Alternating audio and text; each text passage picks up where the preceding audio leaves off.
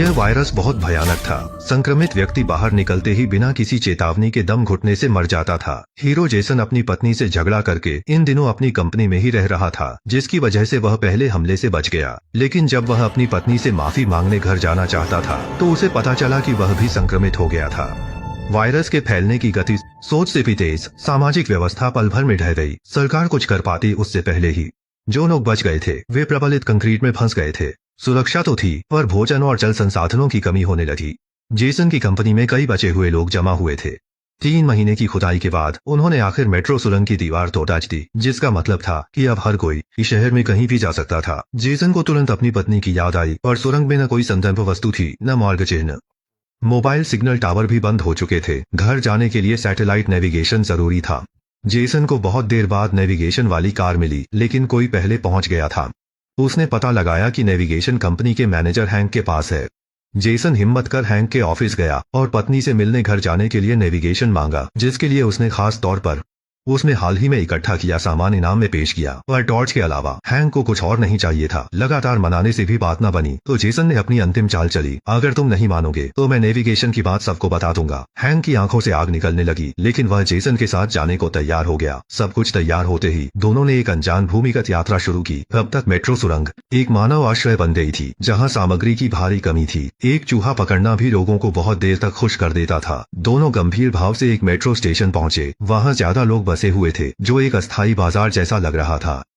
हवा में अराजकता और अव्यवस्था थी। उनके हैरान होते ही एक चोर ने नेविगेशन वाला बैग छीन लिया। दोनों ने जान लगाकर पीछा किया। घनी भीड़ पार कर मेट्रो स्टेशन के ऊपरी स्तर पर पहुंचे, जहां पता चला कि चोर का एक साथी भी है। जेसन ने शांत होकर गैंग लीडर से बात करनी चाहिए, पर उसने पुलिस बैज और पिस्तौल दिखाई। तब जेसन को एहसास हुआ कि पुरानी सभ्यता अब जंगल का कानून है, पर ईश्वर किसी का बुरा नहीं करता। उसी समय शहर की बिजली पूरी तरह ढह गई। हैंक ने सबसे पहले गैंग लीडर को पकड़ा और जेसन ने तुरंत नेविगेशन छीन लिया। अचानक पीछे से गोली चली। हैंक ने गैंग लीडर को मार दिया, फिर एक और गोली से उसके साथी को खत्म कर दिया और लोगों को आता देख दोनों तेजी से भागे, अराजक भीड़ का लाभ उठाकर। आखिरकार उन्होंने पीछा करने वालों से छुटकारा पाया। संक्षिप्त आराम के बाद दोनों ने नेविगेशन से रास्ता जारी रखा। जेसन हैरान था। हैंक हमेशा बीज एकत्र करता था, लोग नहीं बचे तो उन बीजों का क्या फायदा। हैंक मुस्कुराया पर कुछ बोला नहीं। नेविगेशन देखकर उसे पता चला कि इस सीवर से सीधे जेसन की अपार्टमेंट बिल्डिंग तक पहुंचा जा सकता है। जेसन ने कई बार सावधानी से जांच की और बिल्डिंग की सही जगह तय की। उसने पहले से तैयार गैस सिलेंडर निकाला और पाइप पर लगाया, जबकि हैंक ने अपनी चुराई हुई पिस्तौल निकाली, लेकिन उसका हाथ घायल था और कई गोलियां चलाने के बाद भी लक्ष्य पर वार नहीं हुआ। आखिरी गोली बची थी तो जेसन ने पिस्तौल ले ली। उसे गोली चलाने का कोई अनुभव नहीं था, लेकिन उसका दृढ़ विश्वास था। गोली चलने के बाद तेज लपटें आसमान की ओर उठी।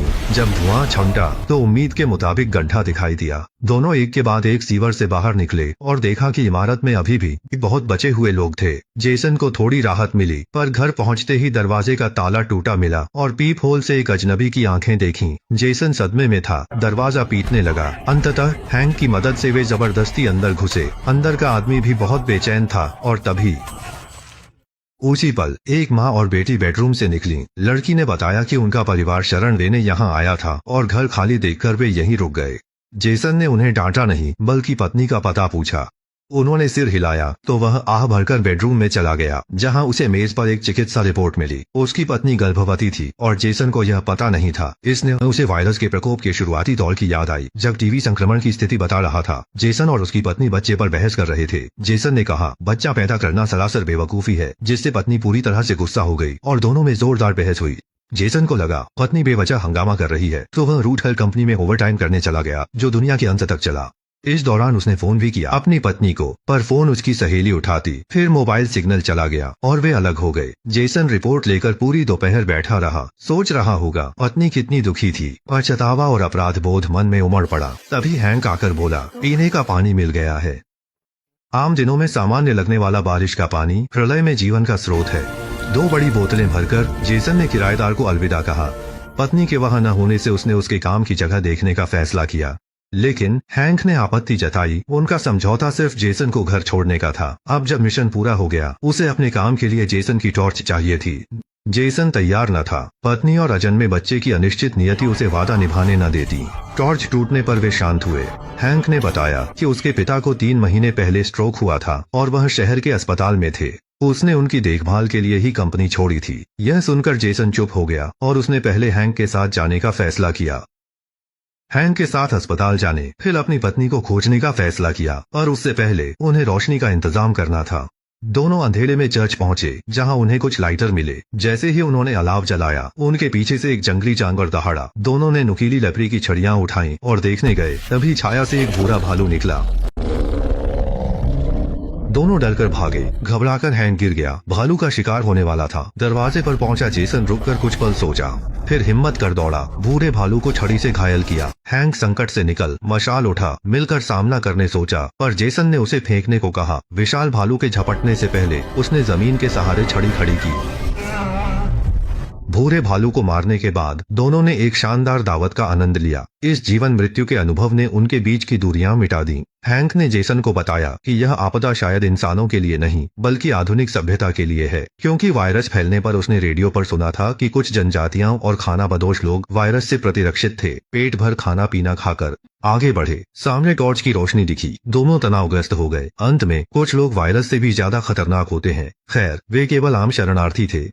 हैंक ने जानकारी लेनी चाहिए, पर पता चला उसके पिता के केंद्रीय अस्पताल में आग लग गई थी। उसे अपने कानों पर विश्वास नहीं हुआ। वह पागलों की तरह निकास की ओर भागा। एक ही सांस में इमारत की ऊपरी मंजिल पर चढ़ा, पर विशाल केंद्रीय अस्पताल से बस धुआं निकल रहा था। हैंक पूरी तरह से निराश हो गया। उसने स्टूल उठाकर खिड़की तोड़ दी। तेज हवा महसूस कर तेज हवा में हैंक ने प्रलय को अलविदा कहने का फैसला किया। जेसन अत्यधिक तनाव में था। बेकार की बातें करते हुए चुपचाप करीब आया। सामने वाले का ध्यान भटकते ही उसने उसे खींच लिया, पर जान बचाने के बावजूद वह हैंक के टूटे हुए दिल को नहीं जोड़ पाया। शांत होने पर उसने इकट्ठे किए गए बीज निकाले। हैंक ने कहा, यह आशा की निरंतरता है। उम्मीद की जेसन उन्हें सहेज कर रखेगा। अंततः नेविगेशन पर अकेला निकल पड़ा। भूमिगत पार्किंग से वह पत्नी के मॉल पहुंचा, पर बिखरे शवों के सिवा कोई नहीं मिला। घबराया हुआ वह पत्नी सहेली की किताबों की दुकान पर पहुंचा। अंदर भी अव्यवस्था थी। जमीन पर सड़ी लाश थी। जेसन ने हिम्मत नहीं हारी। जितना हो सके पत्नी के सुराग ढूंढते हुए उसे शीशे पर सहेली का मां के लिए संदेश मिला। हम जा नहीं सकते, सुपरमार्केट जा रहे हैं। आशा की नई किरण जगी और वह मॉल के निचले तल स्थित सुपरमार्केट की ओर दौड़ा, पर वह जगह पहले ही एक अभेद किला बन चुकी थी। चौकस पहरेदारों ने उसे घुसपैठिया समझा। जेसन ने तुरंत पत्नी की तस्वीर निकालकर बताया कि वह उसे ढूंढ रहा है। लीडर रुका। उसे एक गर्भवती महिला याद आई, तो उसने आदमियों को अंदर देखने भेजा। जेसन ने खुशी से धन्यवाद दिया। तभी एक अजीब आवाज आई। उसने मुड़कर लाइटर जलाया तो काला चेहरा देखा। जेसन डर के मारे जमीन पर गिर पड़ा। अंधेरे से अनगिनत गुंडे हथियार लहराते हुए सुपरमार्केट दौड़े। इस तरह संसाधनों के लिए खूनी संघर्ष छिड़ गया। शुरू हुआ। जेसन ने मदद करने के बजाय सुपरमार्केट में घुसने का फायदा उठाया। उसने अपनी पत्नी का नाम पुकारा और भीड़ में उसकी सहेली को ढूंढ लिया। पूछने पर उसे पता चला कि आपदा के समय उसकी पत्नी गर्भावस्था जांच के लिए गई थी और अस्पताल शॉपिंग मॉल के पास ही था। दोनों सुपरमार्केट से भागे, लेकिन एक जलता छत का बीम गिरा और उन्हें अलग कर दिया। जैसे ही आग पास आई, सहेली ने पीछे का दरवाजा खोला। आती धूप एक खूनी भयंकर जानवर सी लगी। उसे भयानक वायरस याद आया, जिसका नाम सुनकर ही रंग उड़ जाते थे, और मरने तक वह उस दरवाजे से बाहर नहीं निकली। सेन दुख सहकर पत्नी को खोजने मुड़ा और एक दंगाई ने उसे गिरा दिया। संकट में हैंक देवदूत की तरह प्रकट हुआ और दंगाई को धकेला। जेसन की आंखें कृतज्ञता से भर गईं, पर अगले ही पल डाकू ने हैंक के पेट में छुरा घोंपा। उसने उसे एक हथौड़े से गिराया और अंतिम प्रहार करने से रुक गया, क्योंकि हमलावर सिर्फ बच्चा था। हैंक ने हथियार फेंक दिया और जेसन के साथ सुपरमार्केट से भागा। दोनों नक्शे के अनुसार स्त्री रोग अस्पताल की ओर बढ़े। भूमिगत मार्ग बंद था, इसलिए जेसन को पास की इमारत से जमीन पर लौटना पड़ा। यह जगह उसकी पत्नी के अस्पताल से एक सड़क के उस पार थी। अपनी पत्नी को खोजने के लिए उसने कांच की खिड़की से एक एक मंजिल करके खोजा, और आखिर में उसने सच में अपनी पत्नी को ढूंढ लिया। जिस पल उनकी नजरें मिली, उस प्रेमी युगल की आंखों में खुशी के आंसू आ गए। लेकिन उस छोटे से उत्साह के बाद क्रूर वास्तविकता उनके सामने थी। वे कैसे पार करेंगे उस सड़क को? जेसन हैंक से उपाय पूछना चाहता था, और हैंक अत्यधिक खून बहने से मरने वाला था। मृत्यु के कगार पर हैंक ने जेसन को मुख्य दरवाजे से बाहर निकलने को कहा, क्योंकि कोई उसका इंतजार कर रहा था। उसने जेसन से आशा न छोड़ने का आग्रह किया, क्योंकि कोई नहीं जानता भविष्य में क्या होगा। यह कहने के बाद हैंक ने आंखें बंद कर ली। जेसन ने भावनाएं शांत की, दरवाजे तक गया और हाथ में रखे प्रतीक को देखा। आशा से उसने दरवाजा खोला। सड़क पर कदम रखते ही उसे दम घुटा। उसका मन भटकने लगा। हर कदम हजारों बाधाओं को पार करने जैसा था, पर उसकी नजरें उस आकृति से नहीं हटी। बेहोशी में जेसन ने अपनी पत्नी का मुस्कुराता चेहरा देखा। उसे भ्रम लगा और उसने सड़क पार कर ली। जेसन और पत्नी आखिरकार मिल गए। कुछ समय बाद उनके बच्चे का जन्म हुआ और हैंक के छोड़े बीज से फल उगाए। जल्द ही जेसन को आश्चर्य हुआ कि उसके बच्चे पर वायरस का कोई असर नहीं हो रहा है। अनजाने में पृथ्वी ने नया जीवन चक्र शुरू कर दिया था, क्योंकि आपदा के बाद पैदा हुए सभी बच्चे बाहर आजादी से घूम सकते थे। पर जेसन जैसे उत्तरजीवी जिन्होंने बहुत कष्ट सहे, अब भी प्रबलित कंक्रीट के पिंजरे में थे। शायद यही असली प्रलय थी। यह अजीब वायरस आपदा सभ्यता के विकास की ही एक प्रतिक्रिया थी। सोचिए, जब हम घर में सारा दिन फोन स्क्रॉल करते हैं, ऑनलाइन सामाजिक संबंध बनाते हैं और स्क्रीन से दुनिया अनुभव करते हैं, तो क्या यह आत्म कारावास नहीं